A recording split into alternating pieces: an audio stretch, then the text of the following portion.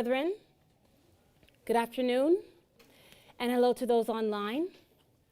I am honored to come and speak with you guys today on the lesson with the powerful title of One Bible, One People, No Christians. Yes. So when I thought about this title, and when I thought about the words and the meaning and what it is meant to evoke, I want to make it clear that I am not here to beat down or to judge. I'm here to edify. I'm here to edify because I am an Israelite, child of Jacob, but I once called myself a Christian. I was raised as a Seventh-day Adventist, and that is what I knew. That is all I knew, Christianity. And so when I think about that title, I feel like it hints to a book, a Bible, the Bible, and the power thereof. It also hints to a people and the power thereof, and that it hints to an entirely different entity of whom should have no relation or affiliation, and yet it does. And yet somehow this entity has convinced us that they have the knowledge and the power and the truth that is the Bible. Our elder, Shadrach, I might want to make a special mention to him because our elder Shadrach, he wrote a book called The Truth, the Lie, and the Bible. And that book was one of my favorite reads because it really opened my mind to how the Christian entity was able to use and manipulate what our words and our history and our stories in order to gain the power that it now holds and has. So when I go into this lesson, I'm going to go over a few things because I want to attack that. I want to attack not that the question is this an Israelite book? Is the Bible an Israelite book? I want to ask the question, why have they worked so hard for you to believe that it is not an Israelite book? Why have they worked so hard to remove you and your identity from the pages of your story? And I'm going to start by asking a few questions. And I want you guys to think about the answers. Don't blurt it out for those who are here with me today. Don't blurt it out. Just think and resonate on these questions. The first question is, who was the Bible originally written for or to? Okay? The second question is, who had possession of this book? And the third question is, what was its purpose? Now, I want you to take these similar questions, or the same questions, and think about now. Fast forward to now. Who do they say the Bible is written to and for? Who do they say should have possession of it? And what do they say is its purpose? Don't just think about it, dwell on it, meditate on it. Meditate on the vastness of that contrast. The vastness of what is ours and what they claim to be theirs. And as I go through my lesson, I'm going to touch on ways in which they were able to take that from us, or try to take that from us, because what is ours cannot be taken. And I want to also have you understand that us, as one people, with this one Bible, how we ourselves can tap into and harness the power that is our God through that unity of one people, one Bible, no Christians. Okay. So I told you before that I was raised as a Christian, yes? Yes. And I told you that that is all I knew. I was raised as a Seventh-day Adventist.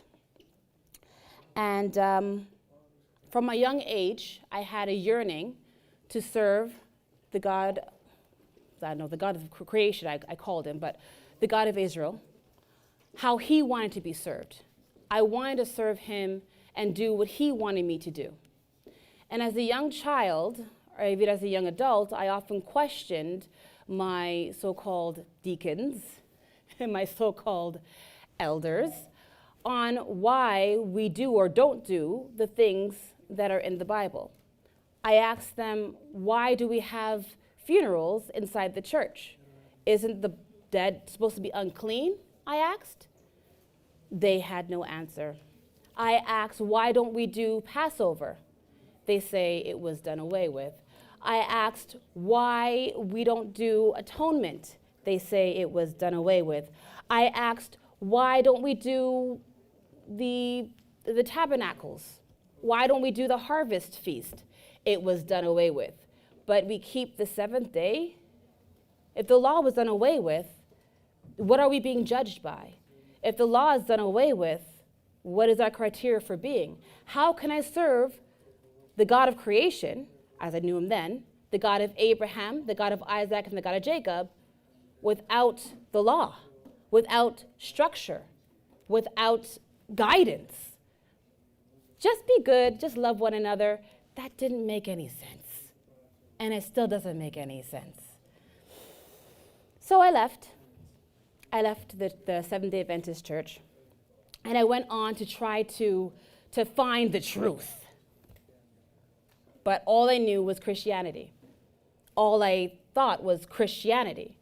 So every other denomination was just so far from the truth that I ended up, unfortunately, going back, settling, because I felt like if I couldn't find the truth, maybe I can get as close as I possibly could. I know that sounds so sad now. But look where I am here. Look where I am now. Here in the house of Israel, serving the true and living God, the God of Abraham, the God of Isaac, and the God of Jacob, and how he wants me to serve him. Doing his laws, his statutes, and commandments, and how he had commanded myself and my forefathers in this book, how we should serve him, what we should do, and the laws in which should govern us as one people. One Bible, one people, no Christians. So when I was called into Israel, and I have to say again another thank you to Elder Shadrach, master teacher of the Israelite nation, who took it upon himself, and the God of Abraham, God of Isaac, to bring us this truth, to show us how to serve our God, to remove the blindness and the clutter that was in front of our eyes that the Christianity had worked so well to sew in and to put together. I have to thank him. Thank you, Elder Shadrach. Thank you for your determination. Thank you for your persistence in this truth, because I am here today serving the greatest God, the God of Abraham, the God of Isaac, and the God of Jacob, and I am forever grateful. Thank you. Sorry, I get a little emotional when it comes to that, because when I prepared the lesson for you guys today, I went through all that was done to confuse us and to divide us, and I brought tears to my eyes. And I'm so grateful to the God of Abraham, Isaac, and Jacob, and so grateful to Elder Shadrach for listening when he called. So, where was I? The Bible, one people, no Christians. I'm going to repeat that over and over again because I need you to really understand it. One Bible, one people, no Christians. Christianity is one of the most, or is the most powerful religion, according to Flesh, on this earth. They have over 2+ billion followers across a variety of denominations.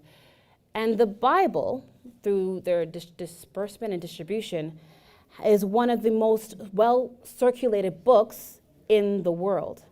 It is so well circulated that every single country in this world has access to this book, whether it be in paper form, whether it be online, whether it be through video.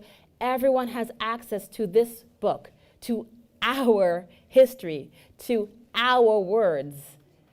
to our stories. So there's this vastness between the lie and the truth that I spoke about earlier. Now think on the world and the entire world believing that this book is not theirs. Think on that. And now I'm going to go back to the questions that I asked earlier. And the question that I asked was, who was this Bible written to and for? The Bible is written to and for Israel, for us, by us, about us. Who had possession of it? Israelites. We had possession of this book. What was its purpose? Its purpose was to serve as a memory, to serve as a law, statutes, commandments, for us to know and have cultural identity, for us to know who our God is, how to serve him, for us to know our stories of our ancestors, for us to know what our God brought us through, for us to know what our God will bring us through, for us to know how to come together, how to call upon our God. It is our blueprint, so to speak. It is ours.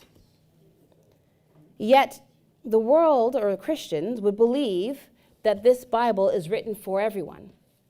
The world would believe that this Bible was written as a purpose for everyone to serve Jesus, not the Christ, Jesus, for everyone to love one another, to be saved, right? And how do they do this? For centuries in Europe, the Bible was mainly in Latin. For thousands of years, no one had enough education to read this book. Only a few were able to read the pages that were in this book, to read the history, right? But yet it was moved within them to protect and preserve this sacred text. Our story, I remember, if we go back in the time of Baal and Molech and all these other gods and all these other philosophies and all these other all spirits and little g's gods running around, but yet our text was held sacred. Our text, people died over, people sacrificed for to preserve it, and they did not know the truth.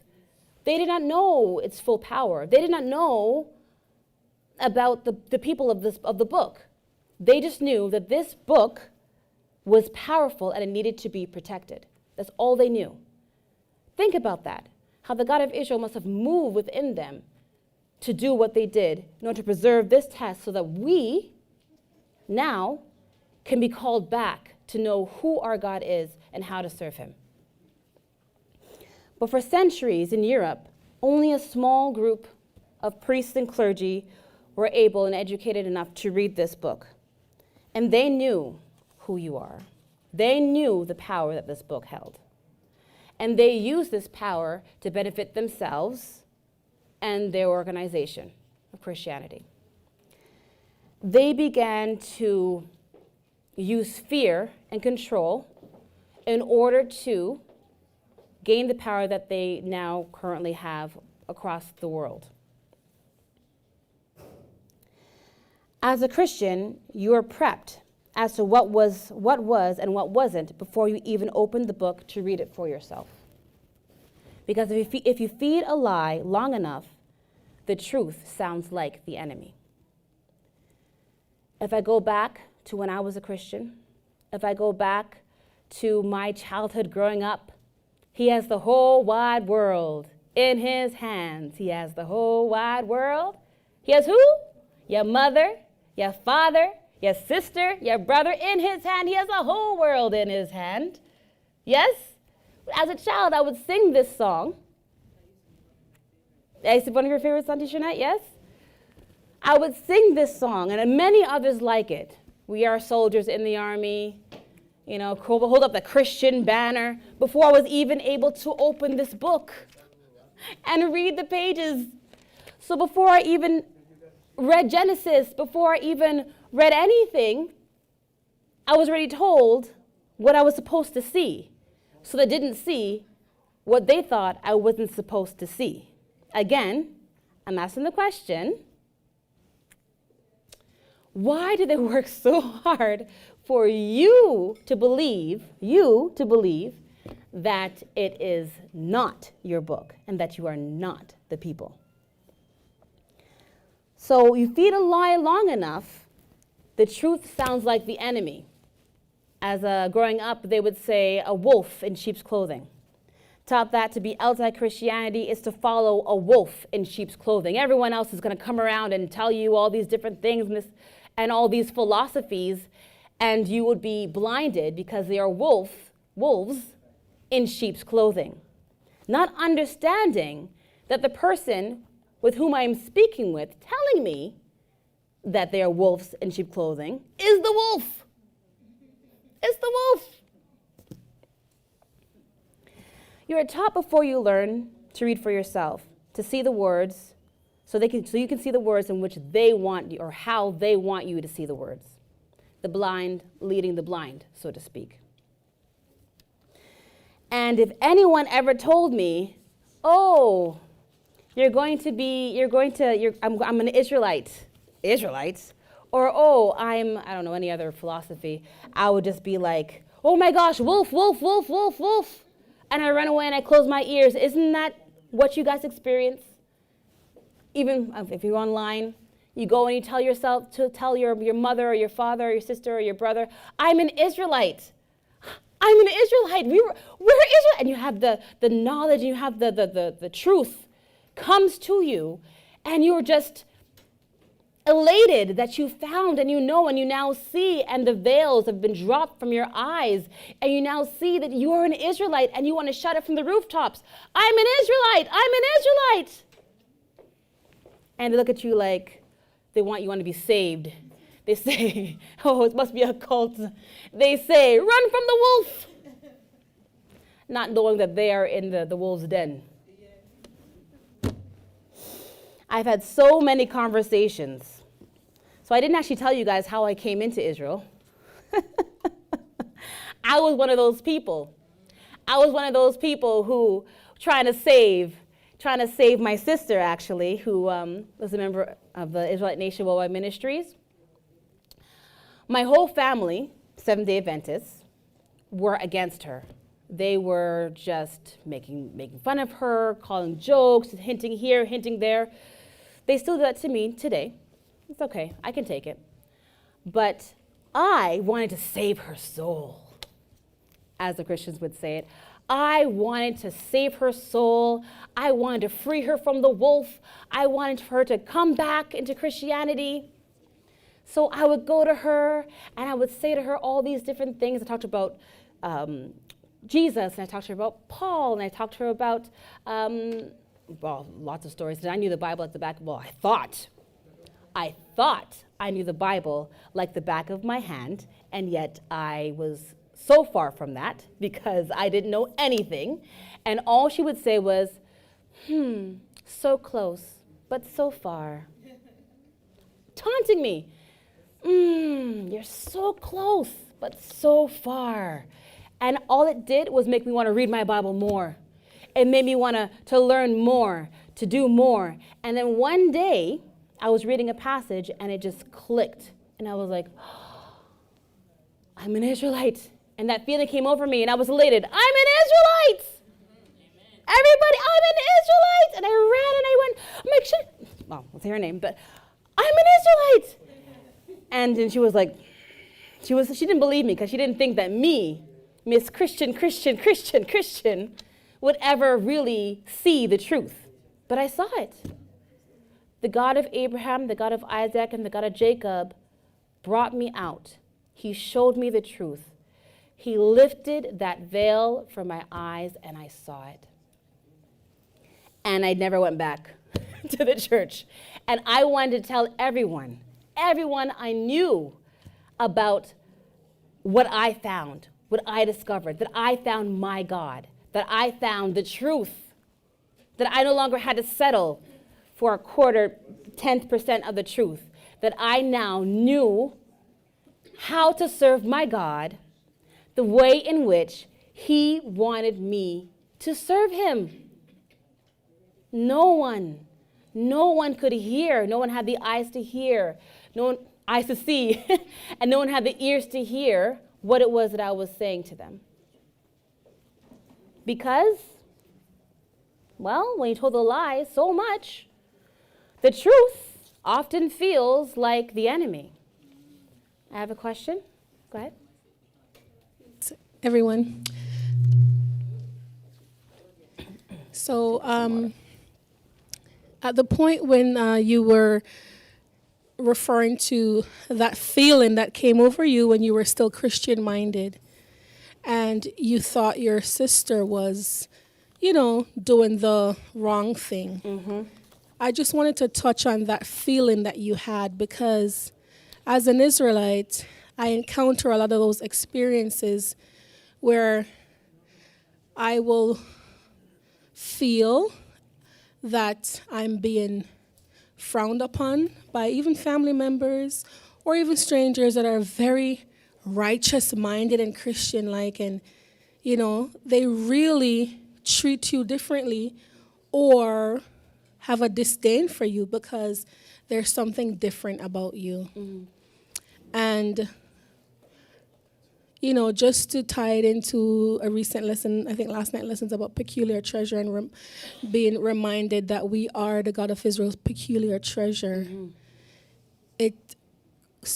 What I took from that is peculiar, meaning, we are going to seem different to Christian-minded people to the point where it angers some of them. And we are shunned, like I've lost family members. You lose friends. You don't even know how the friendship fell apart, but it's because they think you're strange or peculiar. But we are peculiar because we don't do Easter, we do Passover. We're not going to, we have our own laws and statutes that we live by.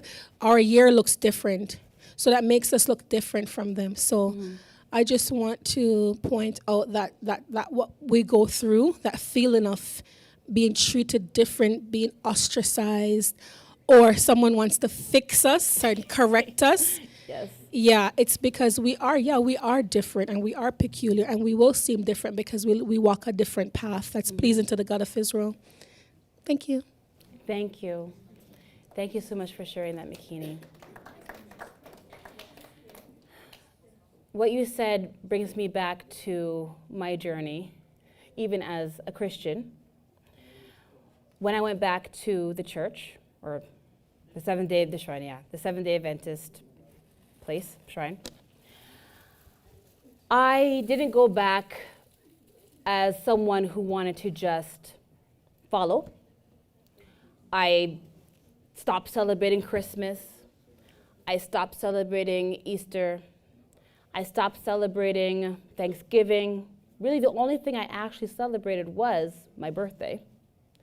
And this angered my father at the time, and he would force me to stay home during Christmas, during all these, they would have their celebrations upstairs. I would lock myself in my room, and they'll bring their presents and they'll leave them at my door. I remember I was so determined to serve God the way he wanted to be served, and I didn't care. I still didn't care because I still felt something, because you still feel something because they're your family. But my fear was more to God, not to their thoughts of me. And that's important that you shared that. Thank you so much. And if we go back to Christianity and how are they able to gain this power, they began to say, to reduce this huge book of many, many stories into heaven, hell. There was a guy named Jesus. Creation, 7 days. I'm trying to think of what was actually true from what they have actually told us. And they used those little nuggets of truth as control. They said to their people, if you want to have a good afterlife, give me your money. Maybe not like that, but that's what they were saying. Give me your money, and you will have a good afterlife. Give me your money, and I will heal you. They said, act and be a certain way in order to get control over the masses.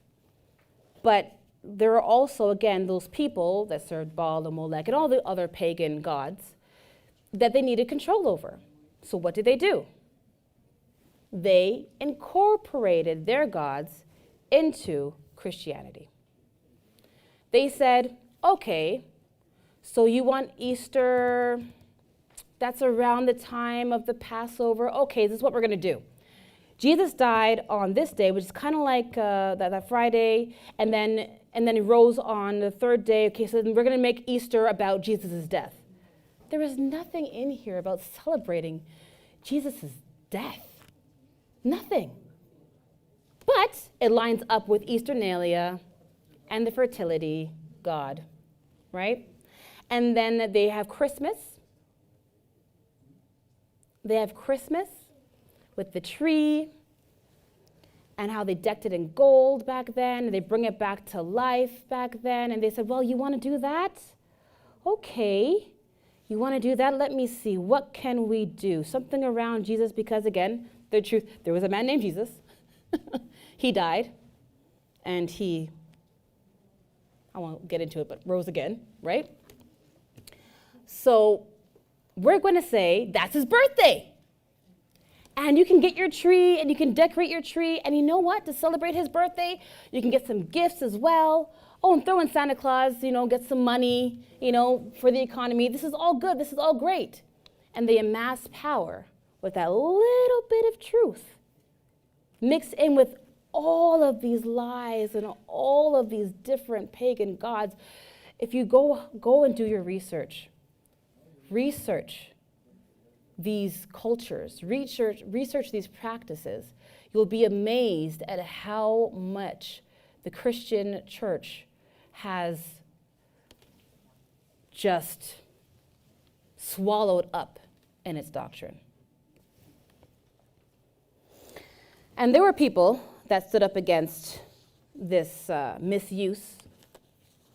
But just like me, before I knew the God of Abraham, Isaac, and Jacob, they only knew Christianity.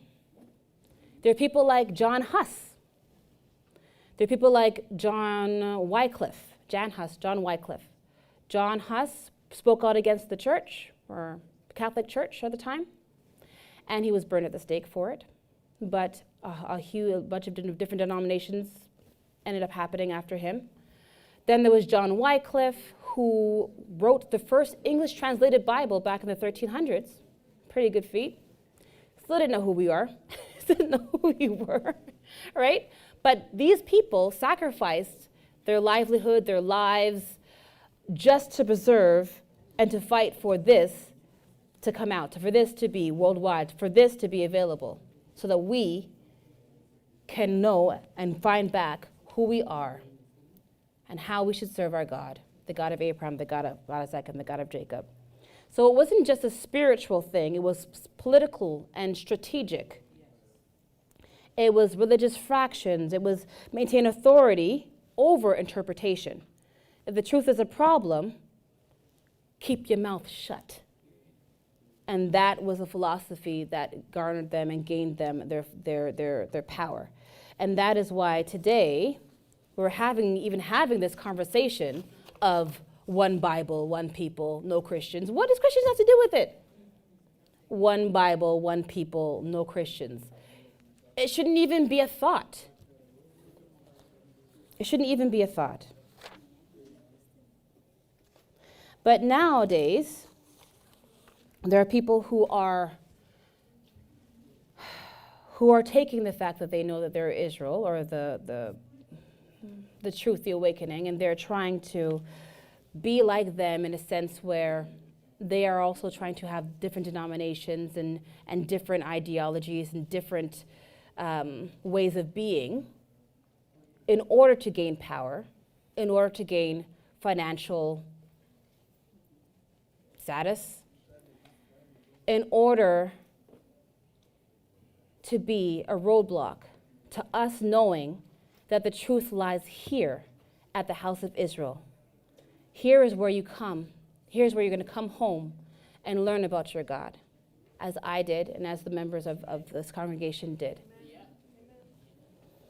I'm going to read you guys a story, and the story is of Jehoshaphat.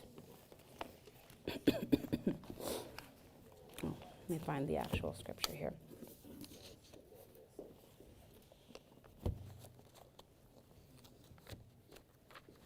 It is 2 Chronicles 1, if you guys want to follow along. All right.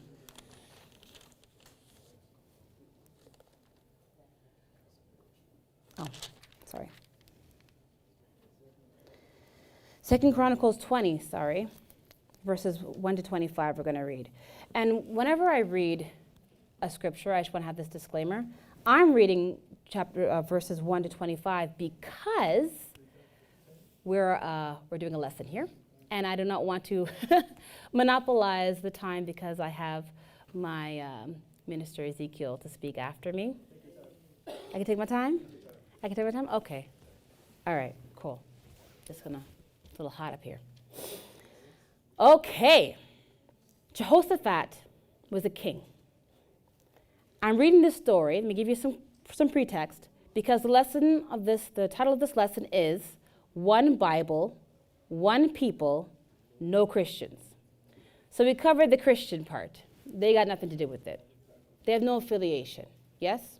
We agree? Yeah? Okay.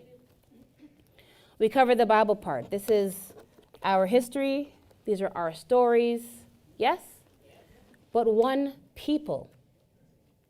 One people, meaning unity, togetherness. Why do they, ask the question again, why do they want you to believe that you are not the people of this book? Why? Say it again. I didn't say it again. So they can take your power. And speak slowly because I have a tendency to speak a little fast. So they can take your power. They do not want you to know that you are the people of this book because they have the power. 2+ billion followers. 2+ billion. I think the population is about 8 billion.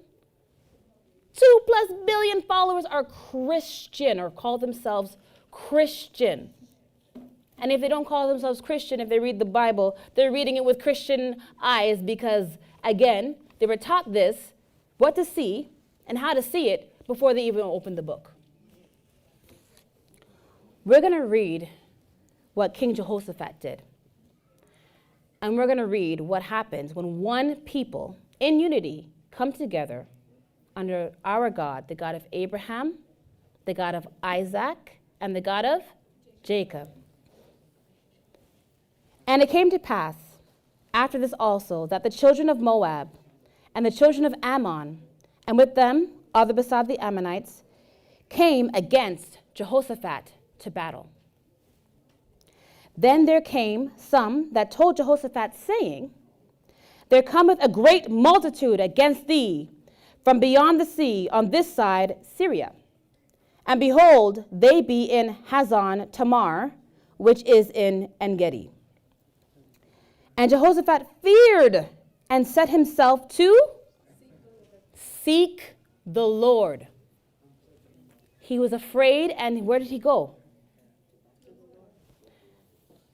Now, if you do not know you are the people of this book, if you do not know that your God is the God of Abraham, the God of Isaac, and the God of Jacob, who are you seeking? Because it's not the Lord. And Jehoshaphat feared and set himself to seek the Lord and proclaimed a fast throughout all Judah. He's a king, he can do that. Fast. And Judah gathered themselves together to ask of help of the Lord. Judah, one people. Even unto all the cities of Judah they came to seek the Lord. And Jehoshaphat stood in the congregation of Judah and Jerusalem in the house of the Lord before the new court and said, O Lord God of our fathers, O Lord God of our fathers, art not thou God in heaven? And rulest not thou over all the kingdoms of the heathen? What is he saying there? You're the God of gods. You ruled over all. And in thy hand is there not power and might, so that none is able to withstand thee? You're powerful. You can do whatever. There's no limits to your power. Art not thou our God? Oh, wait. Did it say their God? Did it say everyone's God? The world's God? No? Our God, who didst drive out the inhabitants of this land before thy people? Before thy people? Israel. And gavest it to the seed of Abraham, thy friend, forever. And they dwelt therein, and have built thee a sanctuary therein for thy name, saying, if when evil cometh upon us, as the sword, judgment, or pestilence, or famine, we stand before this house, and in thy presence. For thy name is in this house, the house of Israel. And cry unto thee in our affliction, and thou wilt hear and help. And now, behold, the children of Ammon. Notice the separation here. Our God, our Father, the children of God, the children of Israel, children of Ammon, the children of Israel. Separation. Ammon, Israel. Here am I. Okay. And Moab and Mount Seir, whom thou wouldest not let Israel invade. You wouldn't let us invade them, okay. When they came out of the land of Egypt, but they turned from them and destroyed them not. Behold, I say, because remember, well, this is a story before where, no, I'm not going to get into that. Read your Bible. Behold, I say, how they reward us. We didn't come in unto them. We didn't destroy them. Look how they were paying us. How do they reward us? To come to cast us out of thy possession? There's a lot of ownership language here. That's why I love this story, which I really wanted to read with you guys today. A lot of ownership language here, which thou hast given us to inherit. O our God, wilt thou not judge them? For we have no might against this great company. We are powerless against these guys that cometh against us, neither know we what to do. But our eyes are upon thee. We can't do it, but we know you can. So we're looking to you. Help us, please. Help us, Father. Help. And all Judah stood before the Lord with their little ones, their wives, and their children. Imagine that. Look at that scene there. The God of Israel looking down, and he sees us, the children of Israel, and other women are there, and the children are there. We're like, help. As what? As divided people? As one people. They're speaking about their history. What we didn't do to them that we could have done. They know who they are. They know who their God is, and they know their history. They know their book. One Bible, one people, one nation, but yes, no Christians. Then upon Jahaziel, the son of Zechariah, the son of Benaiah, the son of Jael, the son of Mattaniah, a Levite of the sons of Asaph, lots of sons. It's a family affair here. Came the Spirit of the Lord in the midst of the congregation. And he said, hearken ye, all Judah, and the inhabitants of Jerusalem, and thou, King Jehoshaphat, Thus saith the Lord unto you, be not afraid, nor dismayed by reason of this great multitude. Don't be afraid of these guys. Yeah, there's a lot, a couple thousand. No big deal. For the battle is not yours, but the battle is not yours, but God's. Tomorrow go ye down against them. Behold, they come up by the cliff of Ziz, and ye shall find them at the end of the brook before the wilderness of Jeruel. He's like, come and see what your God is going to do to these ungrateful people. Ye shall not need to fight in this battle. Don't fight. Don't worry. Just come and see. Sit yourselves, stand ye still, and see the salvation of the Lord with you, O Judah and Jerusalem. Fear not, nor be dismayed. Tomorrow go out against them, for the Lord be with you. And Jehoshaphat bowed his head with his face to the ground, and all Judah and the inhabitants of Jerusalem fell before the Lord, worshiping the Lord. I'm going to fast forward a little bit because we're already at 20 minutes. I'm going to go to 21, not too far. And when he had consulted with the people, he appointed singers. That's why I didn't want to skip that one because, singing is important. Worshiping is important. They play a vital role when it comes to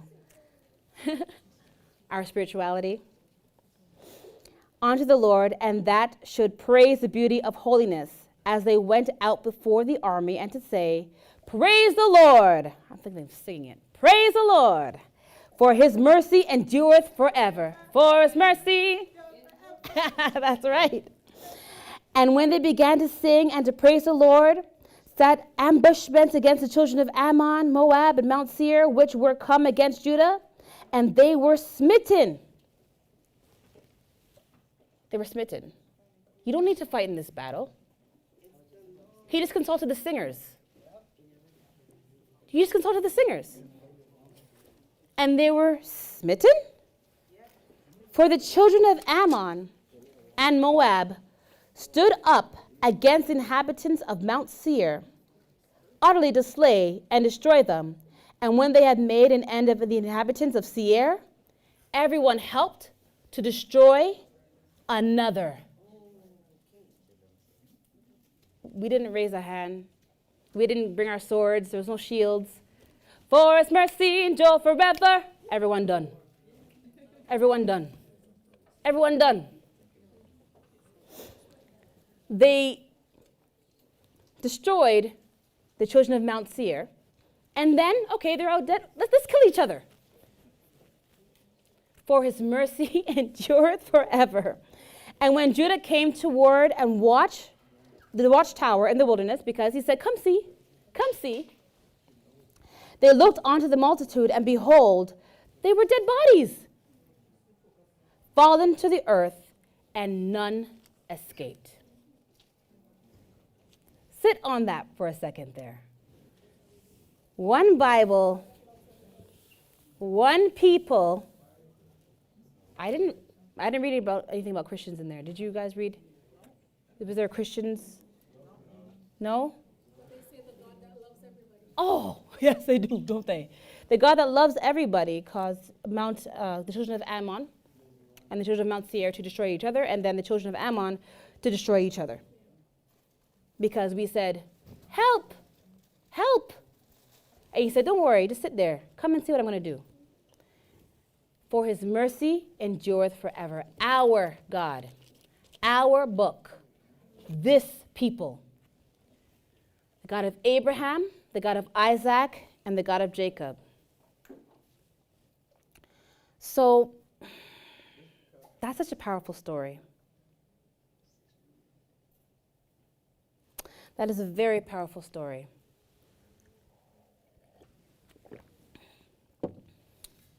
In fact, it makes me wonder how we could ever question that it is not ours. They worked so hard to take this from you. They worked so hard to remove the identity within these pages. Jehoshaphat. I must have read this book 4 or 5 times as a Christian youth. I read the story of Jehoshaphat, but I only saw what I was told or taught to see before I even read the pages. Reading the pages now, knowing who I am, knowing the truth, knowing this family affair, this family victory, I can only say praise to the Most High God, the God of Abraham, the God of Isaac, and the God of Jacob. Thank you for opening my eyes. Thank you for calling me into this truth. I am so glad that I was blessed to have the ears to hear and the eyes to see. So, the truth, the lie, and the Bible, they have worked so well in enabling us to not see who we are, to not know who we are. And you see the state of our people. You see the state of how we've been. We are the tail. We are not the head. Yet the whole world wanders after us. The whole world wants to be like us and have nothing to do with us. It speaks again to our power. It speaks again to who we are, this peculiar treasure, as Sister McKinney spoke to. It speaks to all of those things. And it makes me reinforce the fact that you need to read the chapter, don't just read a verse and think, oh, I'm taking some philosophical meaning, I'm gonna have a better life today, I'm gonna have a better, oh, I should love my neighbor, and oh, I should do this or I shouldn't do that. Read the entire chapter, read it in context, and read it in knowing that this is one Bible, one people. Go ahead, Auntie Shernette. As you're continuing your lesson, I'm just thinking about earlier on with Abraham's servant and Lot's servant fighting against each other. And now, in this point of the story, Moab and Ammon, Lot's children fighting against Israel again. You know what I mean? Like, it's repeat itself. I also thought about, you got Shem, Ham, and Japheth. And it's this, and one of them is against Shem, which is the lineage where we're from. Yep. And the Hamites are the one that sold us into slavery and stuff like that. So you see, even though we came from one place and spread out, and the God of Israel picked out of that, you still have the rest of them fighting us for being chosen to be close to him. Yet still, he's the one that created all living. Right? But he picked us, and that is where I see the plot. We learn in this nation to see the plot, that they're always against us no matter what we do. But it's always this side fighting against that side. But they will never win because it says the battle is the Lord's. The Lord's. Thank you. Thank you so much. That's great. Thank you so much, Auntie Shernette. The battle is the Lord's. Sorry, I'm a little thirsty.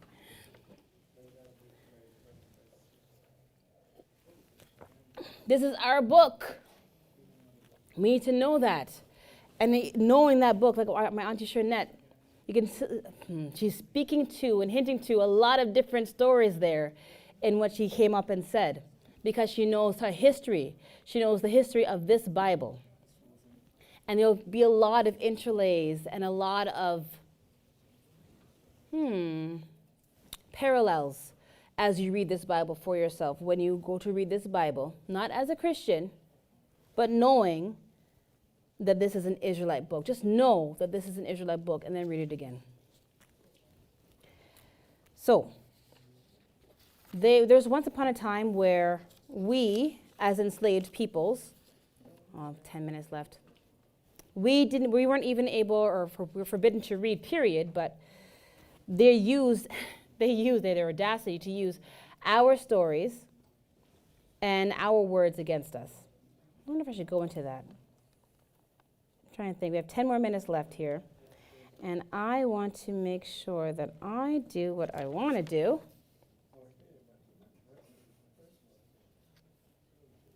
Yeah. Okay.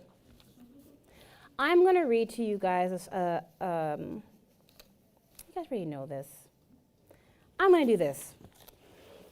This is one of my favorite little tests here. It's something that my elder Shadrach taught me when I first came into the nation. And when he did it, I mean, it's so simple, but I was so amazed. Because they say this is a Christian book, right?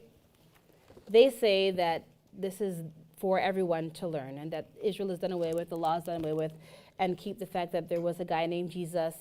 He died. He used to, he forgave sins and stuff. And that he had a mother named Mary. And a few other things that they say were true, right? But then they also talk about simple things like Noah and the ark. How, as a child, I think there's even a song about it, 2 by 2. But as a child, I thought it was always 2 by 2, 2 by 2. And these little things, when I read the Bible, knowing, with the spirit of truth, and knowing that this is an Israelite book,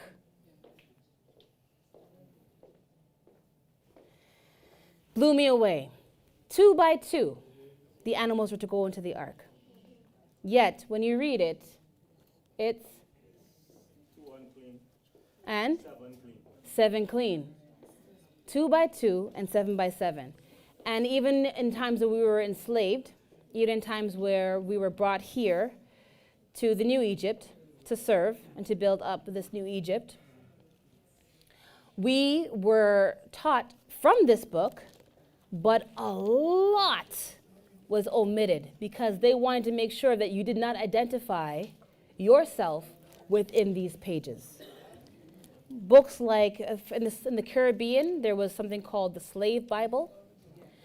And in that Bible, entire chapters or books like Exodus was removed. You can't know about the story of Exodus. You can't know about our laws being given back to us. You can't know about the might that our God did. If you knew how powerful your God was, how powerful you are, our power would be gone. They don't want you to know who you are, because if you know who you are, you'll take their power. And they don't want that. They want the power. So they're trying whatever they can do to maintain that power. Let's actually read one of those chapters. I wasn't going to, but let's read one of those verses. Let's read Ephesians 6. This is speaking in the Ephesians. This is what we were given. I'll tell you what we were given. Ephesians 6, verse 5. Servants, this is what they said. They said to us, this is powerful. This is the God of creation. They said to us, this is the words of the most powerful God, and you must obey. You must be servants. You are servants. You are slaves. Even in this book, in this powerful book, it says, servants, be obedient to them that are your masters according to the flesh, with fear and trembling and singleness of your heart as unto Christ. So serve me. And they stop there. You see why it's so important to read in context? You see why it's important to read the whole thing? If we continue, not with eye service, as men pleasers, but as servants of Christ, doing the will of God from the heart, with good will, doing service as to the Lord and not to men. So serve me, knowing that whatsoever good thing any man doeth, the same shall he receive of the Lord, whether he be bond or free. And, are anybody there? Anybody there? You're there? And ye masters, do the same things unto them, forbearing, threatening, knowing that your master also is in heaven. Taking out of context, yes? Using our own words to keep us enslaved. Using our own words to keep us, what? Ephesians 6. I started from 5. Using our own words to keep us enslaved, using our own words to keep us from even thinking or having the audacity to think that we are in any way equal or better than them, our masters. Be servants. Be servants. It says right here in the book, be servants. See? Closed. I'm done. I'm going to do the Bible test and flip. I call it the Bible test. I'm not sure what it's called. I call it the Bible test. And the Bible test is basically, I'm going to flip to a page in the book. I feel like I'm doing magic. Flip to a page in the book. I'm not looking. I'm not looking. I'm just going to read. Oh, no, I just read that one. That's about Jehoshaphat. Just going to read. Okay. And the second lot came forth to Simeon, even for the tribe of the children of Simeon, according to their families. I know, and not on purpose, guys. And their inheritance was within the inheritance of the children of Judah. And they had in their inheritance Beersheba, or Sheba, Molda. I'm reading Joshua 19. And all the villages that were round about these cities, to Baal-Thabir, Ramoth of the south, this is the inheritance of the tribe of the children of Simeon, according to their families.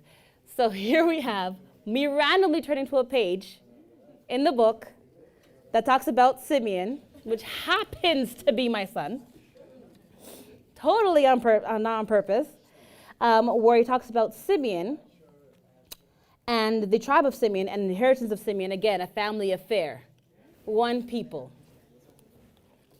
Try one more time. Let's go to the New Testament, just randomly go to the New Testament. Okay. Well, it's kind of like half. Then said he unto the disciples, it is impossible, but that offenses will come, but woe unto him through whom, okay, I can't read this one. This is like a parable. I have to read the entire. And the Lord said, if ye have faith as a grain of a mustard seed, ye might say unto this sycamine tree, be thou plucked up by the root, and be thou planted in the sea, and it should obey you. That's a very, very powerful saying. That was Luke 17, verse 6. Who is speaking? Jesus the Christ. And who is he? Okay. So as you can see, wherever we turn, we're just fluttered. We're fluttered in these pages. We're everywhere. And that one mentioned the power of our people. So, the first question I had was, why in the world do they want to keep you thinking that this Bible is not an Israelite book? And I want you to know the answer to that. Yes, we know the answer to that, right? Because they want to keep their power. I'm going to end. I'm going to close off here. I'm trying to find my last thing. I can't find it. That's okay. It's okay. Moreover, it is important for you to read the Bible for yourself. Read the Bible for yourself. Find out who you are. When you come out of your situation, if you want to be uplifted, like Jehoshaphat did in his story, where he feared when he heard that the multitude was coming up against him, and he went to his God. Without knowledge of self, how will you know where to turn? How will you know where to go? If we think of this very simply, and we just say, you just want to better yourself as a person, as an individual, the very first step in any leadership course, in any self-development, in anything, is to know who you are.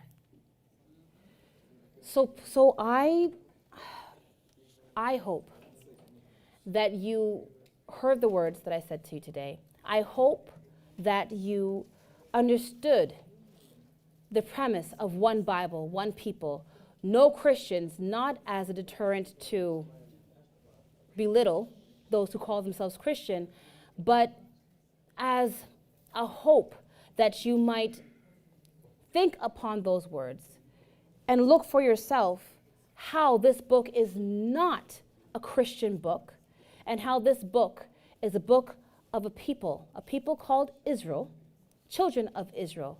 It is a story of their laws, their statutes, their commandments. It is a story of how great and powerful their God is. It is a story of their disobedience. It is a story of their obedience. It is a story of where they were, what they came through, and where they are going to go. And with that, I say peace.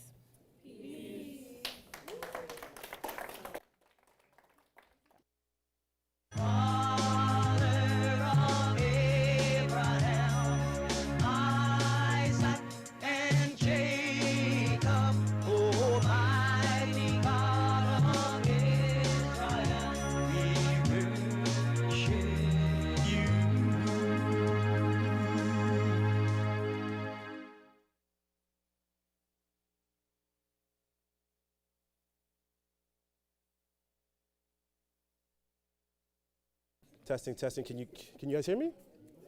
Awesome, perfect. All right, peace, brethren. Peace. You know, before I begin, let's give Rachel another round of applause. Like that was really good. That was really good work.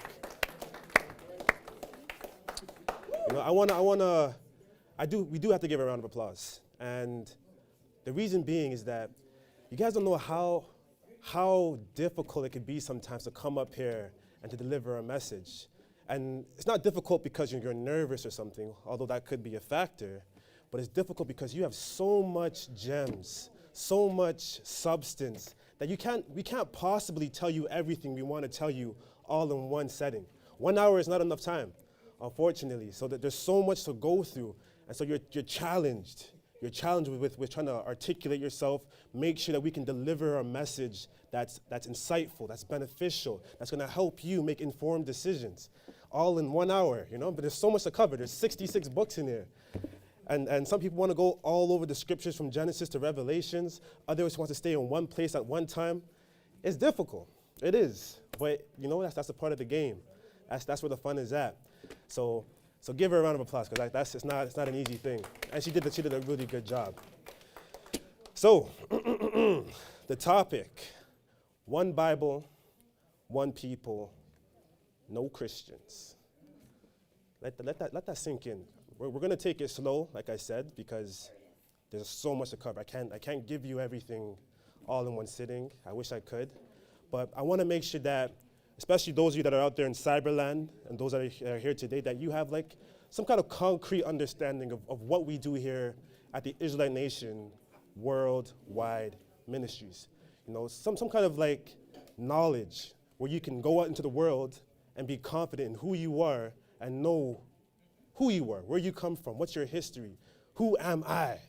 That is the topic that a lot of people suffer with today in this world. You can go to universities, colleges, medical institutions. Mental health is always a common conversation every single time. And I know we may go about it a little here and there, but it's a huge problem. People don't know. There's an identity crisis. There is an identity crisis. And there's no better time now in 2026 than to know who you are, because this is the age of information. Everyone knows something about someone about this. You know, everyone watched a YouTube video, now they're an expert. And so you got to be ready. You got to be equipped. You got to know the facts, because at the end of the day, it's on you to get you to where you need to get to. No one else's responsibility but you. And here at this house, the Blue Building 202 Bentworth, we just want to equip you to make informed decisions, informed decision making. So remember that as we go through one Bible, one people, no Christians. You with me? We're good? Thumbs up? All right, good. I'm depending on your energy because I need it. You know what I'm saying? We gotta bounce off one another. It's teamwork over here. All right, great.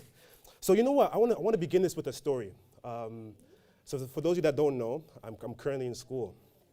I'm doing my master's right now, so I'm working in a academic institution at the moment. And so on school campus, this happened a couple of weeks ago. I was late to class. I was running towards class. Zoom. running, getting past people. The campus I go to is really big, and there's just hundreds of people. It's in downtown Toronto. And just dodging, bobbing, and weaving. I enter the medical science building, break through the doors, and as I'm going to the common area, I look to the corner of my eyes, I take a look, I see a sign, and the sign says, ask me a question about the Bible, get a free donut. Ask me a question about the Bible, get a free donut. I stopped immediately. I couldn't resist, you know what I'm saying? Because you know, like you're going to school, you don't really buy treats that much. You got to save your money. But like free donut for a question, that's a great deal. So I stopped quick. I turned to the left. I walked towards them. It was a young guy, probably 18, 19, and he's there with a big smile. Yeah. I'm like, what's going on here? What are you guys doing?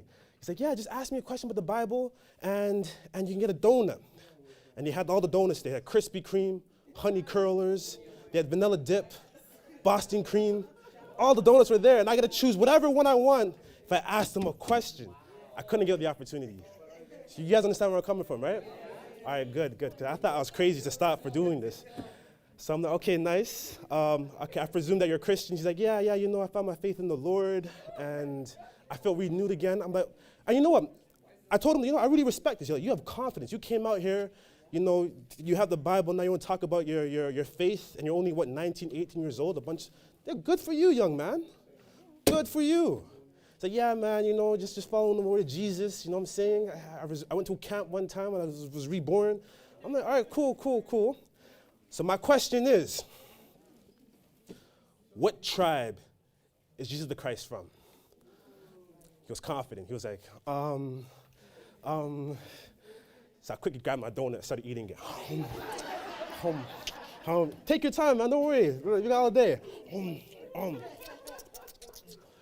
Looked up my fingers. He's like, you know what, man? Try. What's that? Listen, no worries. Is that your friend over there? Because it was a group of people. So I'm like, you know, call your homegirl. Bring her in. Hey, you, come. Help him out. I asked the same question. What's the question? What tribe is Jesus the Christ from? Now, I was waiting for it to stumble so I can get my second donut, you know what I'm saying? But then she was quick with it. She was like, oh, yeah, Judah. Ooh, okay, that's great. She was quick, she was fast. I'm like, nice, that's good. And so we're just going back and forth. Like, why are you Christian? Like, you know that he's a Jew. He's from the tribe of Judah. And I'm sure, like, you answered that quick, so you must have some knowledge of what happened in the beginning of the book, right? Because someone who knows Judah must have read about the family, but we're just going back and forth. And I really need to get to that class, so I have to cut the conversation short. And I just, okay, great, you know what, good. Will you guys be back here again? It's like, yeah, we're gonna be back here. All right, good, stay here. I'll be right back. I have one class, and I'll come right back here, okay? Stay here. I go to class. Bam, go through class, lectures, everything. Okay, I ran back outside, said, bye, professor, go back to the common area. They were gone. You know, I was heartbroken, you know, because I enjoyed the conversation. It's like I was ready, you know, I was ready to talk about doctrine, you know, let's talk about it. Because, you know, it's like, it feels good sometimes, like when you're equipped, you know something, like you have an idea of what's going on. Like I got the secrets. I go to the Israelite Worldwide Ministries. I'm ready for you. You know what I'm saying? Like, that's the flex. But they were gone. So I'm like, darn. So that's not the end of the story. I've been waiting patiently. So week after week after week, day after day, Monday, Tuesday, I've been searching all over. I always peek back in that common room because I was just, are they there? They're not there. I'm like, darn. But it wasn't until a month and a half later, I was leaving that class. It was like probably like the second last day of class. Leaving that class, I was going to go to the library, do some more studying, some more work. So I zoom out. You're always running in university. Unfortunately, just, you know, you have 10 minutes to get to your location. So it's like a fast traffic place. So you're running everywhere. So I'm just running to the library. I'm running hard. I'm running fast. Focus. It's cold outside. It's winter. It's Canada. But I'm running. And then, boom, at the corner of my eyes, I didn't just caught them. I caught a whole tactic force. I don't know what was going on. Like, I see people in that area gathering over there. I see people in that area gathering over there. There's like 6 areas of this group of Christians that were just committed to spreading their faith. I'm like, damn, these guys are serious. they're serious. They had groups. So that group over there. I didn't have time to go out to all the groups. No, I'm like, let me just choose one group, right? So the group that was closest, to look back to the corner of my eyes, I went to that group, and lo and behold, it was the same sign. Ask me a question about the Bible, get a free donut. So I'm like, okay, we're back, round 2. This time I want to be different. But you know what? I always come with curiosity first, like who am I dealing with? So this time it was 3 girls. 3 girls that are standing there. I'm like, hey guys, what's going on? And this time they gave me more background about their group. And they said, yeah, so all you do is ask us questions about the Bible, and you can get a free donut. Okay, that's wonderful. I don't know much, but I have a few questions here and there. Let me, just so I know, like, what are you guys? What kind of Christian group is this? And she says, we are a ecumenical Christian group. I had the same response. I'm like, what the hell is that? What is that? What's an ecumenical Christian group? So I asked that question. I'm like, yo, what's that? Oh, so we're a group of Christians of different denominations that come together to preach the gospel. I'm like, is that so? All right, so me being curious, I got to ask my questions. So I asked the first girl, she was Asian, she was what kind of Christian are you? What's your denomination? She says, I am a Presbyterian Christian. I'm like, oh, okay, cool. So Presbyterian. The girl in the middle, it's a black girl. I asked her, okay, and what's your denomination? She's like, oh, me? I'm Pentecostal. Okay, so Presbyterian, Pentecostal, cool. And then the third girl, probably Latin American. I asked her the same question. So she's Presbyterian, she's Pentecostal. What are you? Oh, me, I'm non-denominational. Oh, this is very interesting. So we got a Presbyterian, remember this, a Pentecostal, and non-denominational. And you guys are all here today in unity, preaching what? The gospel. Okay, so my first question is, because this is interesting, it's 3 denominations, right? So my question, I was going back and forth. The Asian girl wasn't happy about me because she was getting tired. But the question was this. If Jesus the Christ was here right now in the flesh, describe him, think of him however you want to think about him, which one of you would he say is the correct way of following the scriptures? Boom. So I'm like, adjusting myself. Surprisingly, they were quick with the response. They were like, oh, you know what? It doesn't really matter. As long as you love Jesus and praise God, you're good. I'm like, huh? So then if it doesn't matter, why are you Presbyterian? Why are you Pentecostal? And why are you non-denominational? Why can't you guys all be one? Because all you have to do is believe in him and salvation will come upon you. But that's weird, right? That is very, very weird. What's the need of separating ourselves if we're all doing the same things? Have you ever asked yourself that question? What is the need of putting myself or titling myself if we're all doing the same thing or we're recognized the same way? Think about the question. You have government. You have the Senate, for an example, and you have the House of Commons. 2 separate things for a reason, both in government. They do 2 different things. You understand that? You have the faculty of humanities and the faculty of medicine, titled differently because they do 2 separate things. You have people that call themselves Christians and others that call themselves Muslims. You title things, you define things so that you can understand what they are. Does that make sense? Okay, so then, again, I'm talking with a Presbyterian Christian, a non-denominational Christian, and a Pentecostal Christian, and they're all saying, it doesn't matter, all you gotta do is just follow Jesus. I'm like, all right, cool. Back and forth. Like, well, why are you guys doing this? Don't you guys know the scriptures, what it says? Have you heard about my forefather Abram, whose name was changed to Abraham? And he had Isaac, and then he had Jacob, and then Jacob's name was changed to Israel. And I'm like, let me show you the book. Look, read. You see what I'm seeing? I say, yeah, I see. But Jesus says, love one another and friends, and you'll all be good. Anyways, the one girl is like, I'm done with this guy. He's annoying. Let me just walk away, all right? But I'm like, no, I was just conviction, you know what I'm saying? It's like, you don't want to stop. You just got to keep going sometimes, I'm like, listen, call your homegirl back here. My final question, I got to go.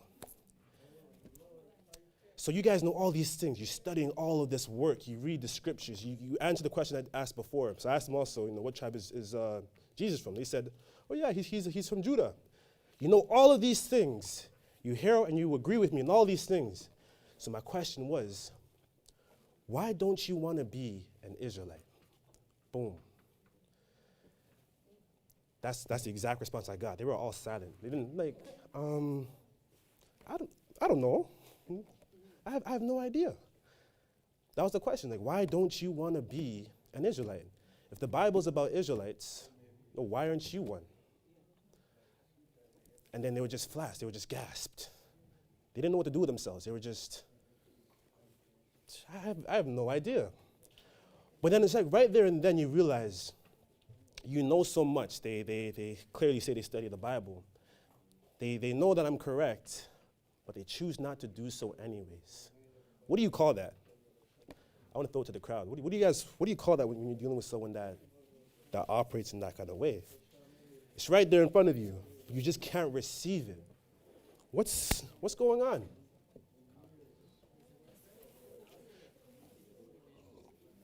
I call it willful ignorance. It's like you know what it is. It's like you have it. It's right there in front of you. You clearly understand and answering all my questions, but then it's just not following. Things are just not adding up. You get me? Anyways, I want to go back and forth. I still ate my donut. This time I had Boston cream. Then I had a honey curler too. So I was going back and forth. I was making sure, making worth my time. Donuts are really good, man. I have a weakness for donuts personally. Donuts, oh my gosh. Pastries, can't get enough of that stuff. But which brings us to the question, which brings us to the title, it's one Bible, one people, no Christians. Because you can't find a Presbyterian in the scriptures. Have you guys found a Presbyterian in the scriptures? I've never seen that. Have you seen a non-denominational Christian in the scriptures? I've never seen that. Have you seen a Pentecostal Christian in the scriptures before? Those guys are great politicians, by the way. They would spin things left, right, and center. But that's another story for another day. But there's all these new terms. Seventh-day Adventists. Have you seen Adventists in the scriptures before? Any of you? I've never seen that before. Have you? We have New Baptists. Have you heard about that before? Have you seen that? How about evangelical? I can't remember. That's right. How do you know that so well? That was quick. You said it. Evangelical. Have you seen any evangelical Christian in the Bible before? So I haven't seen it. You haven't seen it. You haven't seen it. It's not written in the 66 books. Where does it come from? Where does it come from? Where do these names come from? These are the questions you got to ask yourself. These are the questions you got to ask yourself because it's one Bible, one people. That's the first part. And I think Auntie Rochelle did a really great job in the opening up of this lesson. Because she talked about it. She told you, she went through the lineage. One Bible, one people. That's unity right there. Togetherness. If you are a Presbyterian Christian, by their definition, according to research, they have the practice of baptizing babies. So before the baby can make informed decisions, they take the baby, they start dipping him in the water like a chicken nugget, taking the baby out. No choice whatsoever. Where in the scriptures have you seen a baby be baptized? I've never seen it. Have you seen it, Chris? Yeah. You seen it, Bathsheba? I've never seen it anywhere. Have you? If you're in the chat, just let me know if you guys seen that before. They baptize babies, non-denominational. It's pretty much do whatever you want to do. The scriptures is yours to interpret however you want. There's no structure. There's no format whatsoever. You just be you and be free. You know what I'm saying? It's that kind of congregation and semantics where you have different types of rules and regulations where going to a church becomes like a shopping center. You pick what you want. Does it have what I'm looking for? Nah, okay, yeah, you guys do that, but you don't do this. I don't want to be with you, so I'm going to go to the next, the non-denominational. There's no discipline. You get me? Instead of you confirming to the word of God or to an authority, it's you want that authority to confirm to you. That's that whole non-denominational sector. And then you got the infamous Pentecostal. That's the one where you're speaking in tongues. You know what I'm saying? but they don't baptize babies. So if Jesus the Christ was here, which one of you would he follow? You're doing this, you're doing that, you're doing this. You can't all do all three at once and then say you're following. Someone has to be wrong and someone has to be right. Remember, the definition of righteousness literally means to be right. And if all three of you are putting forth your faith in your doctrine, and it's all three different, someone is going to be wrong. And I'm there too, so it's definitely not me. You get what I'm saying? Someone is going to be wrong. You can't have 45,000 denominations of Christianity because one person has to be right, not all 45,000. You become a denomination because you're separating. You're doing your own practice. You had your own revelation. You're now doing this or adding that. And so according to them, there's 45,000. So how do you know which one to choose from? Which one do you choose? Which one is the right one? Well, I'm glad that you're all here today because today I'm going to tell you they're all wrong. I hate to tell you that. I feel bad. I know it could be troubling sometimes. It's just rough. Because there is not a single Christian in this book. If you show me a Christian, Auntie Harriet, I'll show you a lie. You want to do that? Come, show me a Christian, I'll show you a lie. It's okay. You should show me a Christian, I'll show you a lie, because there's not a single Christian in this book. And that's why we're here today. You have to understand these things. I know we kind of sound repetitive sometimes. At least in my mind, I kind of sound repetitive, like I'm a broken wheel. But it's critical to understand these things. 45,000. Jesus the Christ can't follow 45,000 ways. It's only one way. And that way is straight and narrow. Because wide is the path that leads us to? Exactly. And so Auntie Rachel said it herself. There's 8 billion people is the world population, roughly. And 1/3 of the world identify as Christian. And of that 1/3, particularly for Catholicism, 1.4 billion people identify as with Catholicism. 1.4, that's a pseudo army right there, all controlled by the Pope. That's power. That is a huge floodgate. Huge floodgate. And that doesn't include the other 45,000 denominations. So which one is the correct one? None of them. So it's a good thing you guys came here today. So, give yourself a round of applause. That's good, I'm happy for you guys. It's like you've been swimming in mud all your life, and then all of a sudden you're like, oh my gosh, I don't want to do any of those 45,000. So that's good, because it's confusing. It is very, very confusing. And my Father is not the author of confusion. Understand that. The God of Abraham, the God of Isaac, and the God of Jacob is not a God of confusion. We like clarity. We like simplicity. We like structure. We like order. We like honesty. But most importantly, we love truthfulness. Because the scripture says you cannot please him without truthfulness. You cannot please him without truthfulness. Because the true worshipers worship in spirit and in truth. Man, it's hot in here. Jeez. Whew. Don't mind me, guys. Don't mind me. It's temperature's turning up. But where am I going with this? I don't want to talk about it all the time. I want to take this time to show you. Let's dive into the scriptures. And again, just a disclaimer, I can't cover everything. I don't got enough time. It's only 39 minutes. But I do want to show you something, so we can just start from somewhere. So I'm not looking crazy. It's always good to do your research and have your due diligence, and take it slowly. Let it bake. Let it bake. This can be interesting. It's very interesting. First thing before I begin, we use the King James Version here at Israelite Worldwide Ministries, the authorized version, 66 books, the original. We use that version. Remember that. And remember, Bible stands for basic instructions before leaving earth. Again, see? You see what my father did there? Keeping it simple, keeping it clean, no confusion. There's no 45,000 denominations. Let me just repeat that. One Bible, one people. All right, so Genesis chapter 12, we're going to go from verse 1. I need you lot to check this out. You don't want to miss this. If you're on there, Genesis chapter 12, verse 1 to 3. We're going to go through it slowly. Now the Lord has said unto Abram, Abram, Abram, pay attention here. This is critical. Get thee out of thy country and from thy kindred and from thy father's house unto a land that I will show you. You with me, guys? You with me still? So God spoke to Abram, and he told Abram to get out the country he's in, get away from your family members. I'm going to show you a place, a country of my choosing, and you're going to follow my instructions, okay? That's the plan.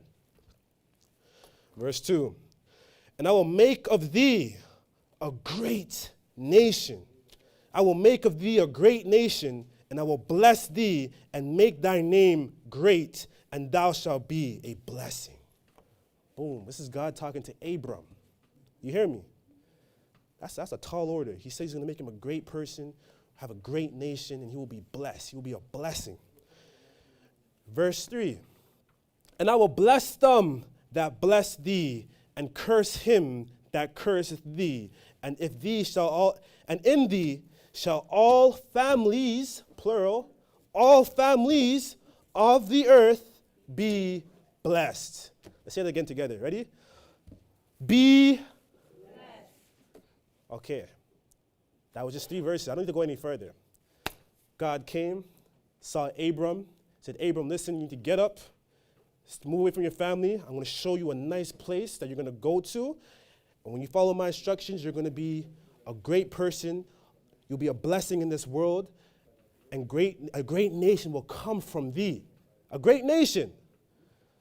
This is the beginning of the book, by the way. We're not in the New Testament, so just so you guys are not lost. This is the beginning of the book.